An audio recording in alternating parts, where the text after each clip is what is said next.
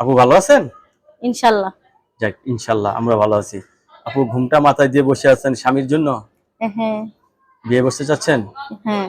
ছেলের যে বয়সের ওই সমস্যা হবে? না না, ছেলে যেই বয়সেরই হোক সমস্যা নেই, শুধু আমার পাশে থেকে আমার হেল্প সহযোগিতা করতে হবে।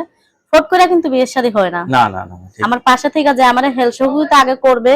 আমার একটা বাবু আছে, আমি বাবুটারে নিয়ে চলতে পারি না ভাই, চলতে ফিরতে খুব কষ্ট হয়। সেই জন্য প্রতিবেদন করতে আইছি, এখন যে হেল্প সহযোগিতা করবে তার কাছে বিয়ের শাদী বলবো। অনেকের বউ চলে গেছে, এরা যদি আপনাকে বিয়ে হ্যাঁ, করতে বউ চায়? চলে গেছে, বউ মারা গেছে, কিংবা বউ আরেকজনের সাথে ভেগে গেছে, তাও সমস্যা নেই। তাও সমস্যা নেই? না। বিয়ে বসবেন?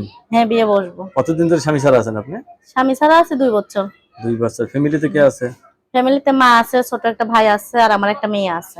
আচ্ছা, এখন তাহলে একাই থাকা হয় আর কি? হ্যাঁ। হ্যাঁ। বাসা ভাড়া নাকি নিজের বাড়িতে থাকেন? না ভাই, বাসা ভাড়া। বাসা ভাড়া পোষায় নিজের বাসা? বাড়ি কই পাবো, নিজের জায়গা আছে কিন্তু বাড়িঘর নাই।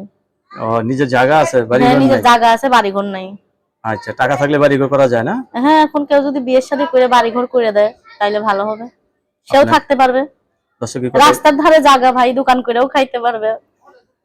আপুর কথাগুলো শুনলেন, আপুর সাথে কথা বলতে পারবেন। আপু অত্যন্ত সরল সোজা একজন মানুষ।